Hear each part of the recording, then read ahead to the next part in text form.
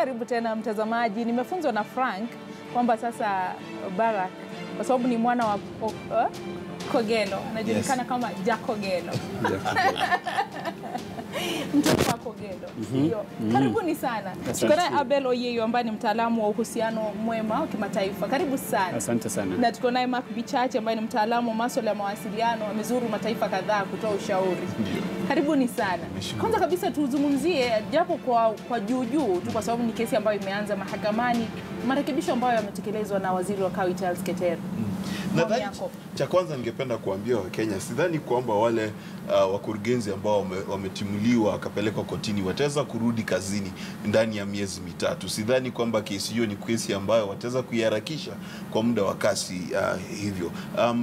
Cha pili, nadhani kwamba waziri ametoa mawazo mema kuwachagua wale ambao wako pale katika kimombo inaitwa acting capacity, lakini sidhani kwamba watakuwa pale kwa acting capacity kwa muda mrefu, kwa sababu jinsi ambavyo kesi hizi zinazoendelea hapo kotini ni kwamba zitakuwa pale kwa muda mrefu, na ni uchunguzi ambao umeenda chini kwa kina sana.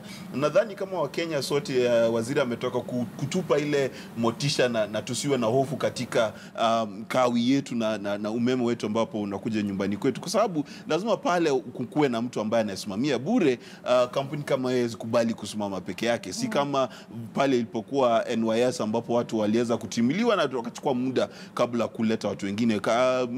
Kenya Power si kampuni ambayo utaiacha ilale bila wakurugenzi, lakini sidhani wale watakuwa pale kwa miezi mitatu tu, kwa sababu kesi hizo si kesi fupi. Na ndio wamefikishwa kotini hii leo, tunasubiri kuona mwelekeo ambao kesi hii itachukua. Lakini kwa tathmini yako, kwa sababu hata Barack Obama amezungumzia masuala ya ufisadi na jinsi tunastahili kuyakabili ili taifa kusonga mbele, unaona Kenya inaelekea mahala panapostahili? Kwa sababu sasa tunaona watu wakifikishwa mahakamani, tunastahili kuanza kutabasamu japo kwa mbali.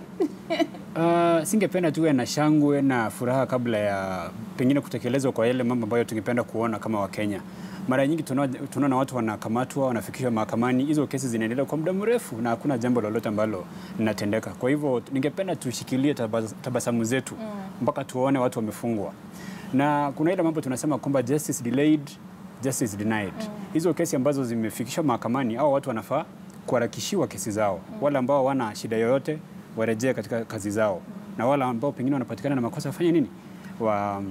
Wafungwe. Kwa hivyo ili Wakenya wawe na ile imani katika mwenendo wa serikali mpya wa kujaribu pengine kushika wale ambao wamepatikana na makosa ya ufisadi, lazima hizo kesi ziharakishwe na watu wafungwe, ndio tutabasamu. Na mara ya mwisho Obama akiwa hapa alizungumzia jambo la ufisadi. Baada ya miaka 3 sasa amerudi, amemaliza tamu yake kama rais wa Marekani, ufisadi ndio umeongezeka. Na unajua rais wa Marekani akikutembelea inamaanisha kwamba nchi yako inafanya nini? Inapiga hatua. Kwa hivyo ndio maana hata kuja kwake kulikuwa kwa chini kidogo, kwa sababu hatuhitaji, si kuhitaji, lakini we don't deserve kutembelewa kwake, kwa sababu hatujapiga hatua yoyote ambayo inafurahisha mtu katika ufisadi. Kwa ukweli ni kwamba ufisadi umeongezeka. Kwa hivyo kile ambacho unasema amemtembelea dadake wala si taifa la Kenya. Ndio hivyo basi, ndio maana kukuwa na shangwe kubwa kwa upande wa serikali kumpokea. Hata yeye mwenyewe hakuwa anataka mambo kama hayo. Tungekuwa tumepiga hatua ya kifahari, ungeona Obama akiingia huku kuwe na shangwe, pengine apokelewe na rais mwenyewe huko katika uwanja wa ndege, lakini hakuwa anataka mambo kama hayo. Sababu ni kama tumepiga hatua nyingi sana kuenda nyuma. Tukumbuke cha kwanza ni kwamba katika kutaka kuharakisha kesi za wale ambao wameletwa kwa mbele ya kotini kwa sababu ya ufisadi si kesi ambazo tunataka kuziharakisha sana, kwa sababu cha kwanza kesi hizi zinaguzia Mkenya wote, yule ako chini, yule ako juu, wote wanaguzwa na kesi hizi, na kwa hivyo ni kesi ambazo lazima zifuatiliwe kwa kina na kila sentensi na kila laini iangaliwe. Cha pili ni kwamba tukumbuke kwamba Barack Obama kama rais wa awali, si rais wa awamu huu hii ya Marekani, ni kwamba haezi pokelewa kama rais. Itakuwa ni breach of protocol kusema kwamba utampa ile nafasi ambayo utampa Donald Trump kama anaweza jaribu kukanyaga Afrika. Sidhani kwamba Trump anaweza kuja katika nchi za Kiafrika kwa sababu sidhani. Akija nitastuka sana. Lakini kwa hiyo lazima kukuwe na ile nafasi ya rais na yule ambaye alikuwa ni rais wa kitambo. Ndio maana akamkuliwa kule Ikulu, wakaongea na Rais Uhuru Kenyatta na wakakubaliana mambo ya ufisadi. Lakini ni mwana wa nyumbani utaraji na amekuwa kiongozi wa taifa ambalo limekomaa zaidi nadhani. Tukumbuke Zubeida, hata Trump mwenyewe akikuwa kule Uingereza ikaonekana kwamba inaitwa working visit wala si state visit. Na kulikuwa na tofauti fulani kati ya hizo namna za kupokelewa na kuchukuliwa kwenye nchi. Na katika traditions na protocol za kupokea wageni za kiurais, lazima protocol hizo zingefuatiliwa katika kuja kwa Barack Obama.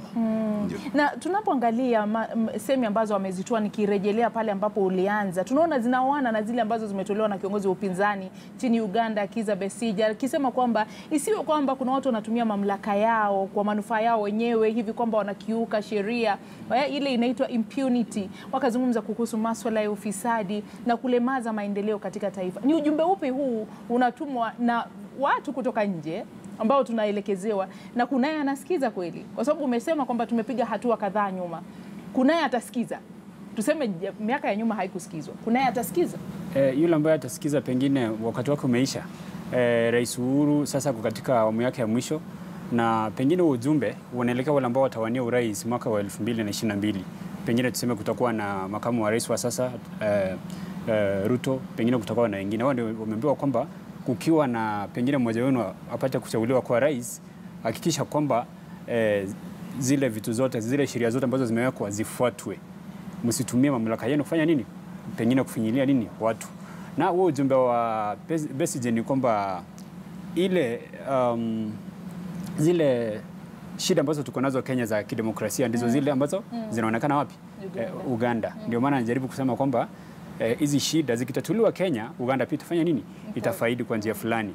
Na Obama kuna vile ambapo hakutaka kuingilia sana masuala ya kidemokrasia ya Afrika. Ndio maana pengine ule ujumbe ambao anafaa kutoa kwa sauti kubwa hautoi vile anafaa kutoa.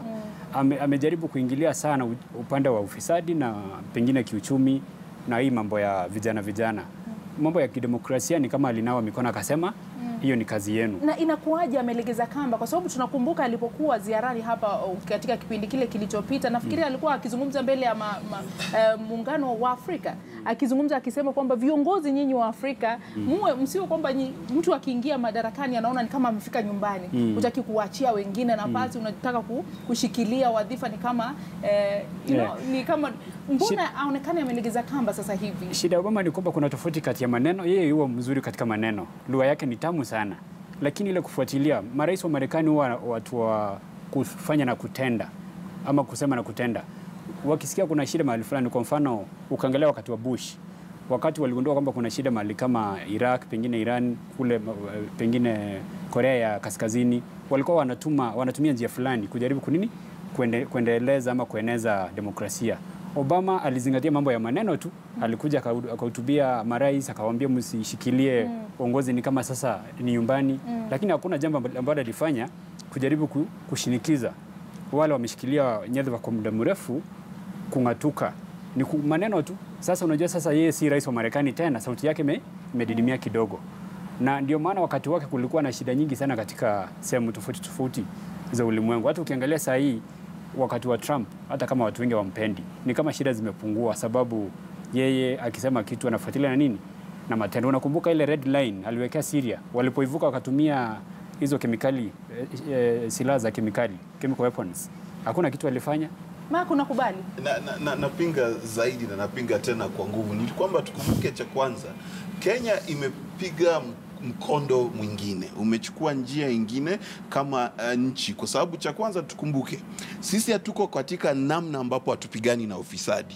Wakenya sasa hivi wote kuanzia rais hadi Oyeyo hapa na mimi, sote tumeungana kwa sauti moja, tunasema hatutaki ufisadi nchini mwetu. Ndio maana kuna watu wengi sana sasa hivi wako kotini, zaidi ya 200 na wamepelekwa kotini. Kuna Wakenya wengine ambao ni wamezidi 1000 ambao walikuwa ni procurement managers ambao wako nyumbani. Na ukumbuke bwana Barack Obama ana hizi habari, anazijua kwa kina. Cha pili ni tujue kwamba wakati ambapo Barack Obama anasema kwamba Raila Odinga na Uhuru Kenyatta wameketi pamoja wakaongea, basi yule ni jamaa ambaye anatambua kwamba kabla ya kutafuta demokrasia nchini humo lazima tuwe na amani. Ndio maana akasema katika hotuba yake Barack Obama akasema kwamba ingawa hapo awali kumekuwa na shida na tashwishi wakati wa uchaguzi, ninaona rais na mpinzani wake wameketi chini wakaongea. Kwa nini? Ni hayo malumbano ambayo yalikuwa analeta shida ya demokrasia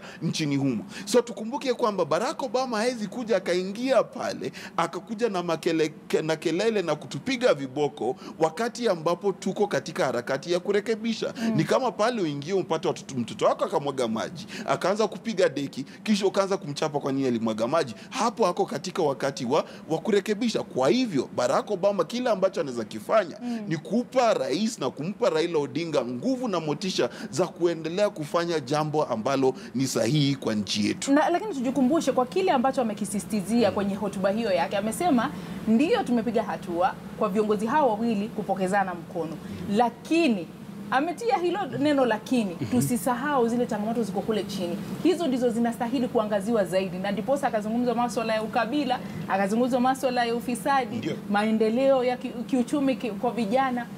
Mbona kati ya hiyo lakini? Ndio nakwambia, lakini ipo kwa sababu nimesema tuko katika harakati ya kutengeneza. Tuko katika harakati kivipi? Kuna ile agenda ya rais ambayo inaitwa Big Four, ambayo ni harakati ya kupa vijana kazi, ni harakati ya kujenga nyumba za Wakenya ambazo wawe wanaishi kwa kimombo inaitwa dignity, kwa namna ambayo inafaa binadamu kuishi. Kuna hilo ni la kwanza.